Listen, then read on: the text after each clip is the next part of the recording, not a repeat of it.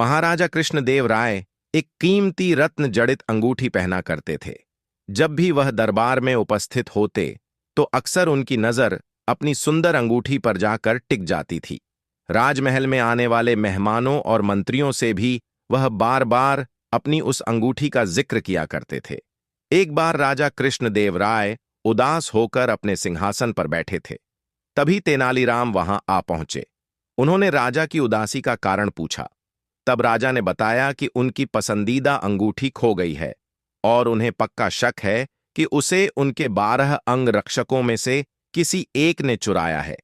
क्योंकि राजा कृष्णदेव राय का सुरक्षा घेरा इतना चुस्त होता था कि कोई चोर उचक्का या सामान्य व्यक्ति उनके निकट नहीं जा सकता था। तेनालीराम ने तुरंत महाराज से कहा, मैं अंगूठी चोर को बहुत जल्द पकड़ लूंगा। यह बात सुनकर राजा कृष्णदेव राय बहुत प्रसन्न हुए। उन्होंने तुरंत अपने अंगरक्षकों को बुलवा लिया। तेनालीराम बोले, राजा की अंगूठी आप 12 अंगरक्षकों में से किसी एक ने ली है, लेकिन मैं इसका पता बड़ी आसानी से लगा लूंगा। जो सच्चा है उसे डरने की कोई जरूरत नहीं है, और जो चोर है वह कठोर दंड भोगने के लिए तैयार हो जाए। तेनालीराम ने बोलना जारी रखा, आप सब मेरे साथ आइए, हमें काली मां के मंदिर जाना है।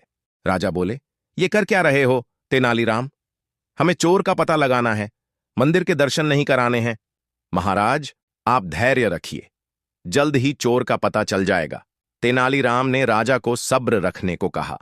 मंदिर पहुंचकर तेनालीराम पुजारी के पास गए और उन्हें कुछ निर्देश दिए। इसके बाद उन्होंने अंगरक्षकों से कहा, आप सबको बारी बारी से मंदिर में जाकर मां काली की मूर्ति के पैर छूने हैं और फौरन बाहर निकल आना है। ऐसा करने से मां काली आज रात स्वप्न में मुझे उस चोर का नाम बता देंगी। अब सारे अंगरक्षक बारी बारी से मंदिर में जाकर माता के पैर छूने लगे।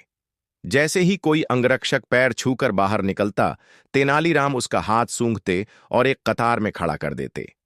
कुछ ही देर में सभी अंगरक्षक एक कतार में खड़े हो गए। महाराज बोले, चोर का पता तो कल सुबह लगेगा, तब तक इनका क्या किया जाए? नहीं महाराज, चोर का पता तो लग चुका है। 7वें स्थान पर खड़ा अंगरक्षक ही चोर है। ऐसा सुनते ही वह अंगरक्षक भागने लगा, पर वहां मौजूद सिपाहियों ने उसे धर दबोचा और कारागार में डाल दिया। राजा और बाकी सभी लोग आश्चर्यचकित थे कि तेनालीराम ने बिना स्वप्न देखे कैसे पता कर लिया कि चोर वही है। तेनालीराम सबकी जिज्ञासा शांत करते हुए बोले, मैंने पुजारी जी से कहकर काली मां के पैरों पर तेज सुगंधित इत्र छिड़कवा दिया था, जिस कारण जिसने भी मां के पैर छुए उसके हाथ में वही सुगंध आ गई। लेकिन जब मैंने 7वें अंगरक्षक के हाथ महके तो उनमें कोई खुशबू नहीं थी। उसने पकड़े जाने के डर से मां काली की मूर्ति के पैर छुए ही नहीं। इसलिए यह साबित हो गया कि उसी के मन में पाप था और वही चोर है। राजा कृष्णदेव राय एक बार फिर तेनालीराम की बुद्धिमत्ता के कायल हो गए और उन्हें स्वर्ण मुद्राओं से सम्मानित किया।